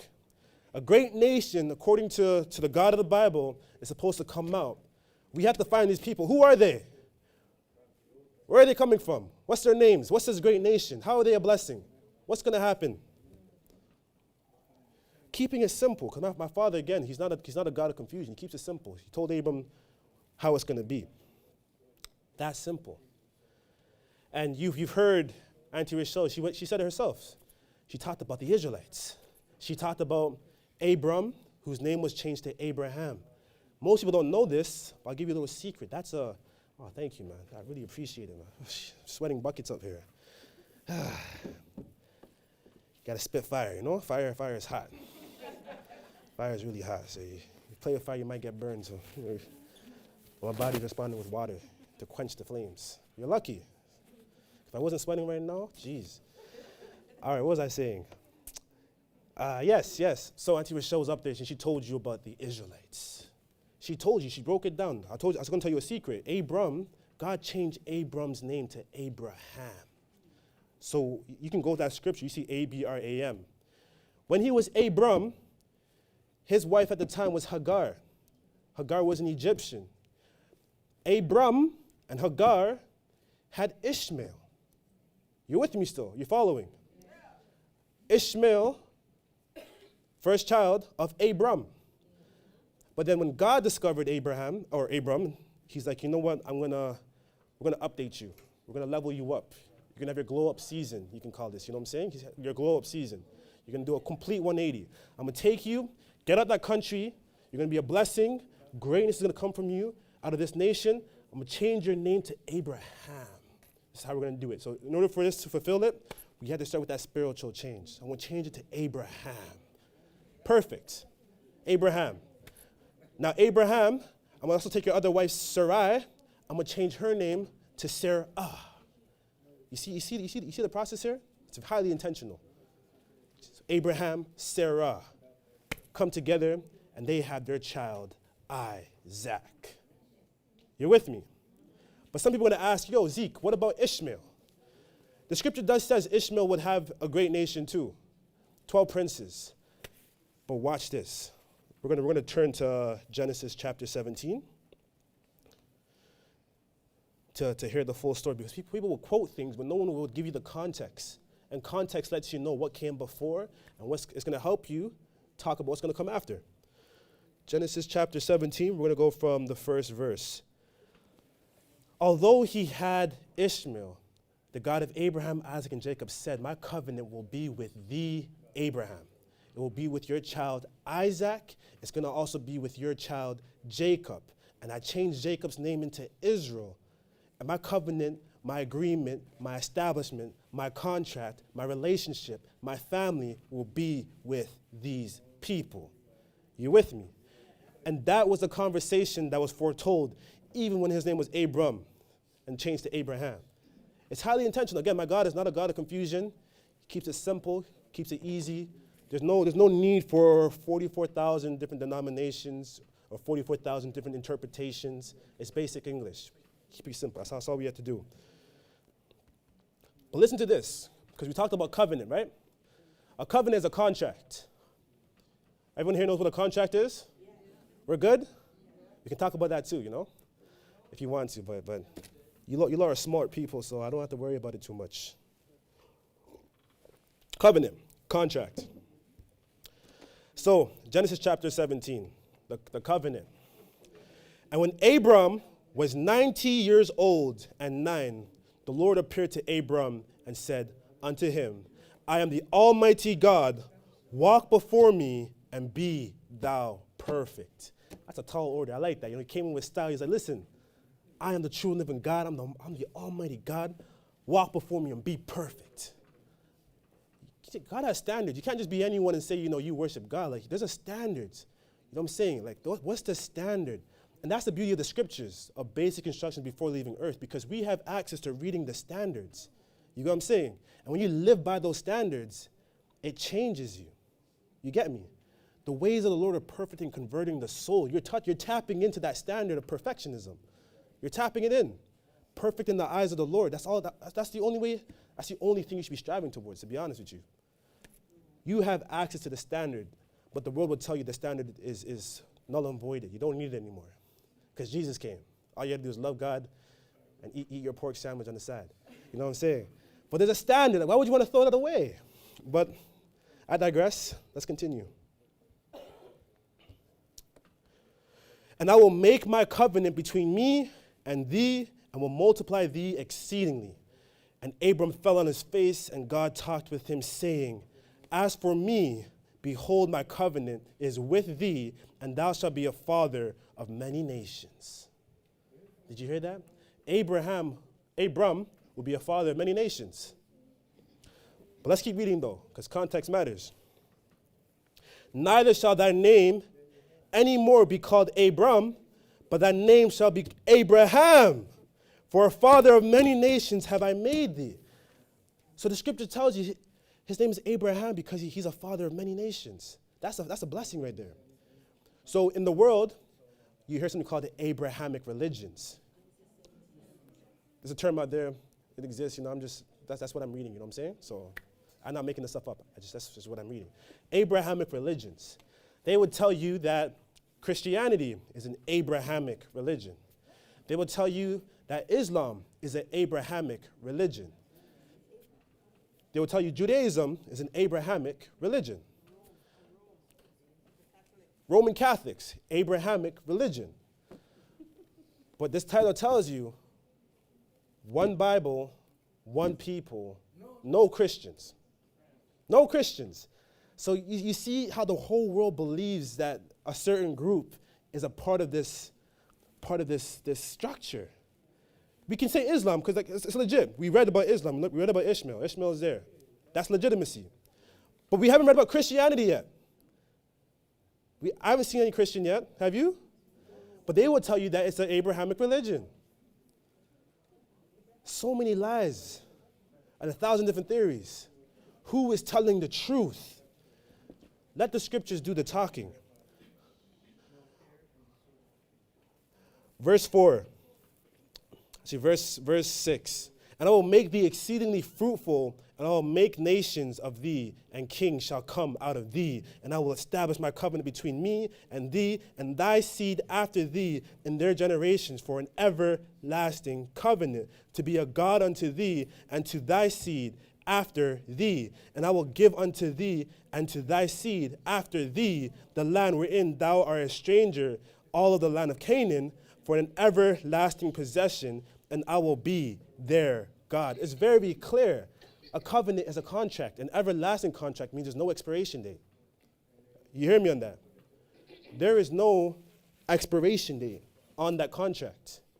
Who here has a cell phone plan? Yeah? I got one too. Drooling. Terrible. It's always rough, man. They're always taking money out of your pocket every single time they get a chance. But mine is for 2 years.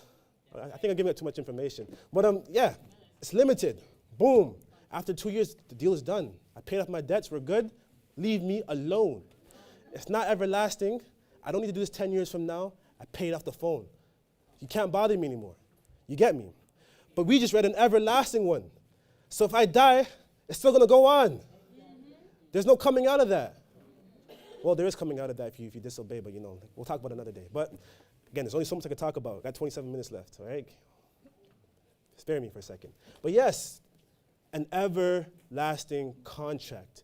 And this is by God himself, the God of Abraham, the God of Isaac, and the God of Jacob. So if you feel like you can just come in and come out, or it means nothing, then that's a forfeit of your faith. Let me explain that.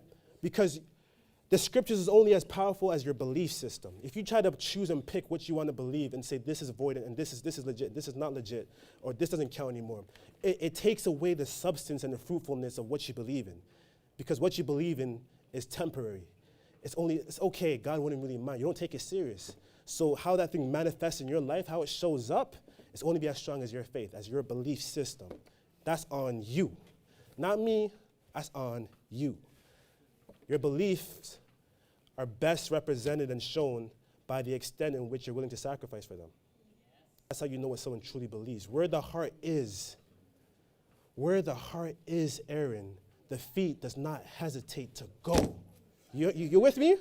So if your heart is here with the God of Abraham, the God of Isaac, and the God of Jacob, then your feet will be here too. So I'm just saying, you know what I'm saying? There's a lot of lip service these days. A lot of people talk a lot of things, but your actions will always tell the full story. Yes, I see we got questions in the back. Thank you. Hi, Minister Ezekiel. It's getting hot in here. Okay, so I was just wondering if you can touch base when you get a chance on Acts 11:26, just to explain. I'm going to. Are you going? I thought you were going. What are you doing, man? Did you take a look at my paper? I just trying to speed up the lesson. I'm coming. Oh, geez, man. Israelites, guys are slow down, man. It's moving too fast. I can't go through my lesson process. Like, jump to here. Oh, man, I'll come. I'm gonna get there. Again, there's so much to cover. Forgive me, yeah?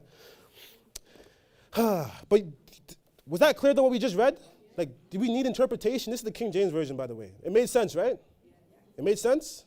It didn't sound like Shakespeare? All right, cool. I'm just double checking. All right, where was I? Verse 9. And God said unto Abraham, thou shalt keep my covenant, therefore, thou and thy seed after thee in their generations. This is my covenant which ye shall keep between me and you and thy seed after thee. Every man-child among ye shall be circumcised.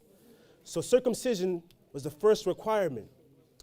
Circumcision is very important towards this household because it's a separation. You're learning about separation here now. This is going to make sense because when you go into the book of Exodus, no one can tell you this, by the way, because no one's studying in Genesis. But when you go to the book of Exodus, and Moses is going down the river, and he's going down, and he's going past all the rivers and the water and the crocodiles, and he's flowing down, and he lands in Pharaoh's congregation area and his home area. And the woman picks up Moses, and he calls him Moses because he drew him from the water, and he says, this is a child of the Hebrews. How did she know that it's a child of the Hebrews? Yes, because he was circumcised. Now it makes sense, right? You see how important to go back to read for the context? Okay. It's the blanket. Get out of here. But it's the blanket. No, it's the fact that he was circumcised. And most people can't tell you that. It's an important detail. You can ask that question to any kind of Christian that's out there. And they couldn't tell you. You want to know why they couldn't tell you? Because it's one Bible, one people, no Christians. That's why they can't tell you. Again, it's just a book report. I'm not hating. It is what it is. You get me? Where were we? Verse 11, and ye shall circumcise the flesh of your foreskin, and it shall be a token of the covenant between me and you. So it tells you that, you opted in. You're a part of the agreement now. You're now in the household. You know what I'm saying? You made it. That's what that means. In today's world, you can't just sign up for a service without agreeing to it. It's basic civil operations. you have legal contracts and agreements that binds two parties together so we can carry out our processes in mutual respect. So if us humble humans can do that, how much more God? You got what I'm saying? If we can do that here on earth and have marriage proposals and covenants and contracts and this kind of contract and that real estate contract and that company contract, why can't God keep faith towards his contract? So how much more God? You know what I'm saying? Like, think about that for a second. How much more the true and living God? And to add to that, we're afraid to break the contract with man, but we're not afraid to break it. Well, it depends. I'm not giving legal advice. Sometimes, there's stipulations in the bylaws. There's always something there, but you got to go into the details. You get what I'm saying? Because if you don't go into the details and you try to break your contracts, things could happen. Things could happen. But how much more God? When you open up this book, I want you to do an exercise. You open up this book, and you go over here, you see something that says Old Testament. You guys see that? Okay, and if you go through the book, and you get into the New Testament, hold on, we're almost there. You see how far the New Testament is into the book? Okay, I found it. Bam. You see that over here? It says New Testament. What is a testament?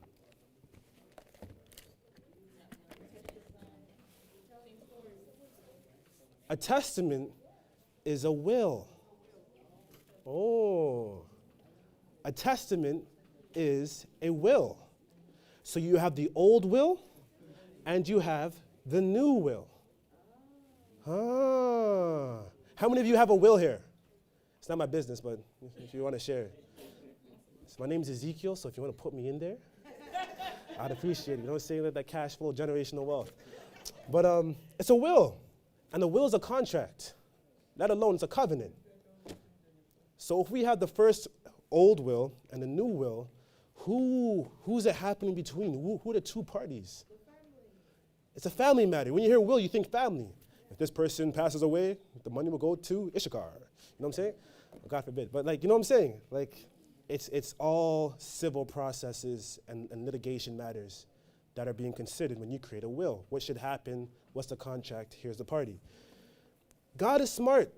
But God is not stupid. He's a very, very smart, intelligent God. He's capable. He's competent. The world has copied off of his book. And don't want to give him credit for it. You get what I'm saying? So if we can have contracts and covenants down here, how much more are they up there? Think about that for a second before you start, making your ideas and making your crazy suggestions. Okay, now listen to this.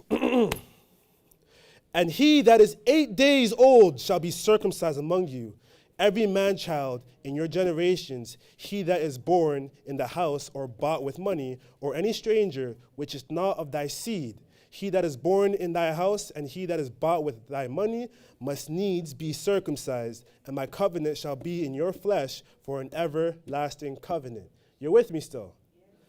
Okay. This is English, right? I'm making sense. Cool. And the uncircumcised man, child, whose flesh of his foreskin is not circumcised, that soul shall be cut off from his people. He hath broken my covenant. So yes, you can leave this covenant. You can come out of this contract. Just don't, as a guy, don't circumcise. And it doesn't apply to you anymore, you know what I'm saying?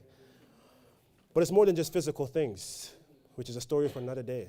I can't touch on that right now because it's only so much time in an hour. And God said unto Abraham, and for Sarai thy wife, thou shalt not call her name Sarai, but Sarah shall her name be. And I will bless her and give thee a son also of her. Yea, I will bless her, and she shall be a mother of nations. Kings of people shall be of her. The God of Israel is generous, man.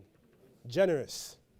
So Abraham, because you're a father of many nations, your girl, she's going to be the mother of many nations too. Come on. You know what I'm saying? That's a 2-for-1 special. You know what I'm saying? He got them good. Yeah, don't worry. I remember Ishmael. Ishmael will have a great nation too, and they're going to have water and everything. They're good, but the focus is over here, Abraham. My covenant is with you. You understand me? No one else but with you. So you see how the God of Israel has an operation. Oh, you know what? I think I kind of spoiled it. Let me actually just read it. Where was that? Verse 16. No, verse 17. Then Abraham fell upon his face and laughed and said, in his heart, shall a child be born unto him that is 100 years old? And shall Sarah, that is 90 years old, bear children? It's like, God, what are you talking about, man? What are you talking about? She's 90 or 100. The biology isn't clicking. That doesn't make no sense. And Abraham said unto God, oh, that Ishmael might live before thee. And God said, Sarah thy wife shall bear thee a son indeed. And thou shalt call his name Isaac, and I will establish my covenant with him for an everlasting covenant, and with his seed after him. Are you seeing the process, folks? So I'm not lying to you. I'm not lying when someone comes up here like Auntie Rachel that says Abraham had Isaac, Isaac had Jacob. It's right there. It's right there. So I washed my hand clean. I showed you what it is. Now you know. All right, I got 2 more verses. And as for Ishmael, I have heard thee. Behold, I have blessed him and will make him fruitful and will multiply him exceedingly. 12 princes shall he beget, and I will make him a great nation. But my covenant will I establish with Isaac, which Sarah shall bear unto thee at this set time next year. So you're with me. You see that process over there. Ishmael was blessed. Ishmael then has the Ishmaelites, Egypt, the Middle East, modern-day Islam. So there's legitimacy there, we'll admit. Abram was that link. But Abraham is uniquely us. Abraham is that separation. Abraham is that clarity. Abraham is the patriarch of this household, which is why my God has Abraham in that name. So it's Abraham, Isaac, and Jacob. You're with me? That's the clarity right there. I can't put it any clearer than that. You read it. We touched the first book. Now it's 40 minutes. The first book was 40 minutes. And now we got to do 15 minutes. I don't think we'll get through this in time. But you see how the way the God of Israel works. Everything makes sense. Everything comes together in amalgamation. We're going to have to go to Deuteronomy, though, because with rules and regulations, we got to understand the stipulations behind them. I know someone brought up Deuteronomy. We're going to do Deuteronomy chapter 10. Chapter 10, we're going to go from the 12th verse. We got to take it slow, man. We got to take it slow and let it bake, let it cook a little bit, because it's a lot of information. It's so much. It's so much. Everyone has an idea about something. They watch one YouTube video, like I said before, and they're experts. But it's up to you to know why you do what you do and what you believe in. Because at the end of the day, it's on you. It's not on your mom. It's not on your dad. It's not on your brother or your sister. It's on you. And that's why it's important to be well informed. Because when you're informed, you have informed decision making. That's important. Okay, I think we got a question. Yes. Off track, but when I have conversations with my Muslim friends, they acknowledge the commonality with us, the commonality with Abraham. Mm-hmm. And, I will say we refer to Muslims as Ishmaelites. Yeah. And I find that, yes, they understand the commonality, and we are kind of like referred to as the Abrahamic. We're of the Abrahamic religion. Yeah, right? And they don't care anything about Isaac. They don't know anything about Isaac and him carrying on his father's covenant. And they don't care about anything about that. They don't care about slave trade. They don't care about Deuteronomy. That's just where it stops for that conversation with Muslims. So it just fascinates me that we have to carry on our own story. We have to share our covenant. We have to share the importance of who Isaac is, because that's just where it stops for them. They're focused on Ishmael and the direction that they went, just pointing that out. Yeah, 100%. And that's okay. That's okay, because once again, it's a family matter. One Bible, one people, no Christians. So I don't expect people to know what we know here, because it is a household matter. All right, Deuteronomy chapter 10, verse 12. I'm going to speed through this. And now, Israel, what doth the Lord thy God require of thee? but to fear the Lord thy God, to walk in all his ways, and to love him, and to serve the Lord thy God with all thy heart and with all thy soul, to keep the commandments of the Lord and his statutes which I command thee this day for thy good. Boom. Before the heavens and the heavens of heavens is the Lord's, thy God, the earth also, with all that there is. Only the Lord has delight in thy fathers to love them, and he chose their seed after them, even you above all people, as it is this day. Circumcise therefore the foreskin of your hearts, and be no more stiff-necked. You have to understand something, because in this world, nothing is free. My mom taught me this a long time ago. Nothing is free.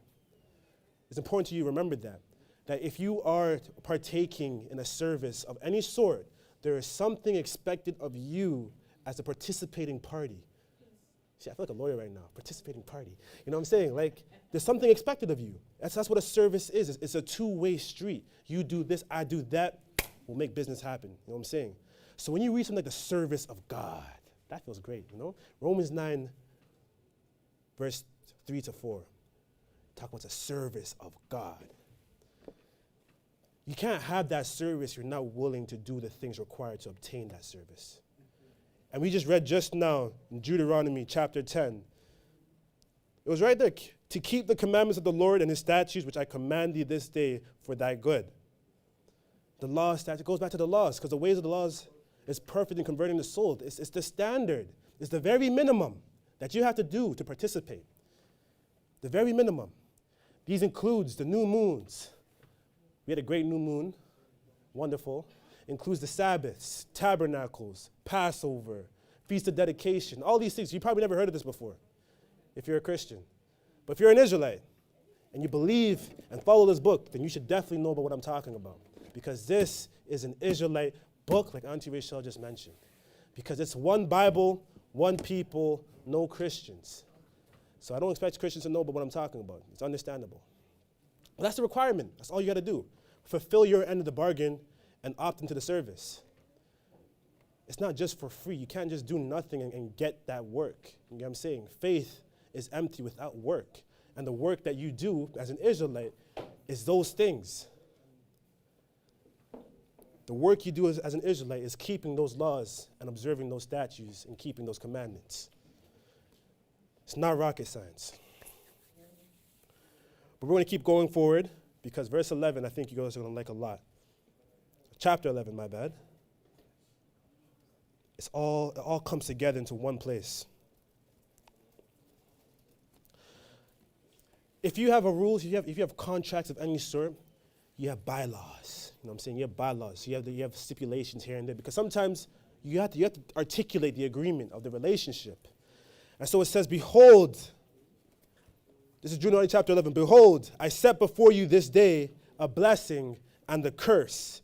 A blessing if ye obey the commandments of the Lord your God, which I command you this day, and a curse if ye will not obey the commandments of the Lord your God, but turn aside out of the way which I command you this day to go after other gods, which ye have not known. Bam. So far we covered everything. I told you at the beginning of the book, we talked about Genesis. We saw the covenant that was established we saw the promise first. We read the promise. We saw the covenant that was established with Abram. We turned to Abraham, which is with Abraham. We learned about the laws, what's required of you, the participating party, to be a part of this covenant. And then we also just read about the curses. It's like, you do these things, you will be blessed. But if you don't do these things, you'll be cursed. So it's a double-edged sword, folks. It's a double-edged sword. You do the things that's required of you, and you will be blessed as a people. You'll be fruitful. You'll be multiplied. You have kings and queens. You guys, you have all the food that you need, all the water. You won't be barren. You have children and all these wonderful, great things that we take advantage of to this day. But if you don't do the things that's required of you, then there will be consequences, because you broke the covenant with God. You broke the covenant with God. You break a covenant with companies today, they may be like, okay, there's a fine, maybe a couple $1,000s here and there. But you break the covenant with God, it's a different kind of penalty. And if you keep it, it's a different kind of blessing. Is that making sense? Are you lot picking up what I'm putting down right now? All right, good. Because there should be no debate about this. We shouldn't be confused about what not to do and what, like, it's clear as day. It's very, very clear. But I want to show you something, because I told you about the Old Testament. We just read about the covenant. We read about the people who are Israelites. And just to give you the summary of it, Abraham had Isaac. Isaac had Jacob. Jacob's name was changed to Israel. And Israel had 12 children. Reuben, Simeon, Levi, Judah, Dan, Naphtali, Gad, Asher, Issachar, Zebulun, Joseph, Benjamin. And those are the 12 tribes of Israel. 12 is a special number in my household, if you're wondering. 12 is very important to my family, if you're wondering. If you go to the book of Revelations and you read about the 144,000, well, guess what? 12 times 12 is 144. Did you know that? Well, now you know. That's where the 12 comes from those 12 tribes, from that person, even at the end of the book. You hearing that? But then some of you want to be Christians still, so I don't know why. 12 times 12 is 144. 12,000 out of each gate will be sealed. And that's how you have your 144,000. So if someone says to you that they're a part of the 144,000 and they're not an Israelite, then they are liars. And my Father doesn't like liars. He only deals with truthfulness. Remember that. Remember that. Truth, truth, truth. Speak the truth. But you see how he sees us as a people. But before I go any further, I want to turn your heads towards the board over there. And you can read all these other scriptures that I could reference, because again, there's so much to talk about, but it's all right there for you to quickly reference and see.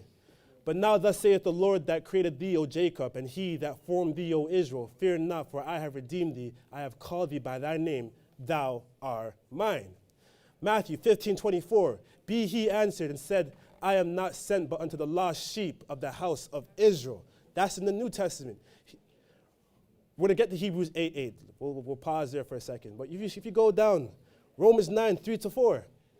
For I could wish that myself were accursed from Christ for my brethren, my kinsmen, according to the flesh, who are Israelites, to whom pertaineth the adoption and the glory and the covenants, plural, and the giving of the law and the service of God and the promises.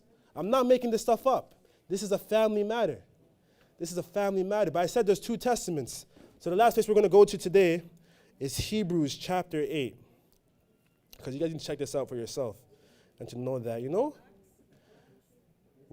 it's all about the facts. All about the facts. Oh, no, that's a different day. That's a different day. Ooh. Again, like I said, there's too many scriptures. We can go everywhere. I understand. Next time. I'm sorry if there's just so many scriptures to go through. But we'll get to Acts chapter 11 one day. For finding fault with them, he saith, behold, the days come, saith the Lord, when I will make a new covenant with the house of Israel and with the house of Judah. Not according to the covenant that I made with their fathers in the day when I took them by the hand to lead them out of the land of Egypt, because they continued not in my covenant, and I regarded them not, saith the Lord. For this is the covenant. Here it is. So New Testament, this is the covenant. Verse 10. That I will make with the house of Israel after those days, saith the Lord. I will put my laws into their minds and write them into their hearts, and I will be to them a God, and they shall be to me a people. I read you the first one in Genesis chapter 17. I read you the second one in Hebrews 8, verse 10. Those are the two covenants. I just read you Romans 9, verse 3-4, which tells you about the covenants. Both of them belongeth to the Israelites. Both of them. So then how then can you still say, I am Christian? Think about that for a second. But what I want to bring to your attention here in the New Testament, it says, I put my laws into them. What are these laws? Where do they come from, Gideon? They come from the Bible, exactly. Hey, man. Good job, Gideon. Hey, man. Good work. They come from the scriptures. You read about them. It's the same laws. Jesus the Christ says the two greatest commandments. Two greatest commandments. Love the God of Israel with all your soul, mind, body, and spirit. And the other one, same thing with your brethren. And on these two great laws hang all the laws of the prophets. The prophets are now the laws. You hear me?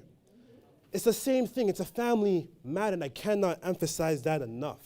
It's a family matter. If you're not in it, you can't be judged by it. And that's the way the laws work. You have to go through, there's a process. You can't just come up and say, you know, I'm an Israelite. You have to go through the process. You have to work your way honestly and authentically to be a part of this household. You can't sneak through the back door. You're a thief. You're crooked if you do that. These are not my words. That's Jesus the Christ. He said that himself. Crooked. You have to do it forefrontly, but honestly, if you want to be a part of the household. There's rules and regulations. There's standards. He told Abraham to walk down before me and be thou perfect. You can't achieve those standards unless you actually do the things that's required of you as an Israelite. And just a disclaimer, it's not, again, there's no hatred over here. I'm not trying to put anyone down, but this is just a matter of truth and facts. Truth and facts. Someone asked me to go into what? Acts? Acts chapter what, 10? 11. We'll touch Acts chapter 11 because 11:26. Look, my congregation should be loading me up with scriptures. You guys are the best. Because everybody wants to be Christian, right? There's only 3 times in the scriptures where you hear the word Christian. And my master teacher taught us that all 3 times are not good times. They're all derogatory. But check this out. There was a time when the Israelites went through to go through Antioch. And Antioch was a place that was different, filled with bare paganism, all sorts of people doing all manner of things with hundreds and thousands of gods. Verse 26, and when he found him, he brought him unto Antioch, and it came to pass that a whole year they assembled themselves with the church and taught much people, and the disciples were called Christians first in Antioch. The world will read this, and then they say, you know what, yo, I'm Christian now. Disciples were first called Christians in Antioch. If you came in here today and I called you a nincompoop, and it's the first time you've been called a nincompoop, are you not going to carry that name with you and then call yourself nincompoop? Like, what kind of logic is that? Just because someone calls you something, it doesn't make you that thing. You get what I'm saying? Just because someone calls you something, it does not make you that thing. And they use those 3 places to justify why they call themselves these things. And I just read Genesis chapter 17. It's right there in plain text, written, detailed. Okay, yeah, multiple times, over and over and over and over and over and over again. But people choose the most complicated things and like to swim in it, and like to make lies, and like to confuse people. That is not the way of my God. Understand that. So if you hear someone justifying the smallest things, the most trivial things, they are intellectually disingenuous in their ways, and you should not follow them. And if you do follow them, hey, that's on you. I wash my hands clean of that problem, that situation, because the Bible is basic instructions before leaving earth. It's about one Bible, one people, no Christians. I want to thank you guys all for being here today. Appreciate it. It's been a really good day. I could talk about this forever. There's so much to cover. But if you're enjoying what you like and you appreciate it, throw a chat, share it with your friends, like, subscribe, dislike. Just do something. Don't do nothing. Do something. You know what I'm saying? Reach out. Check in the link below. We'd love to converse and engage. Actually, come to us in Toronto. 202 Bentworth is the place to be. We're here. And until I see you next time, peace.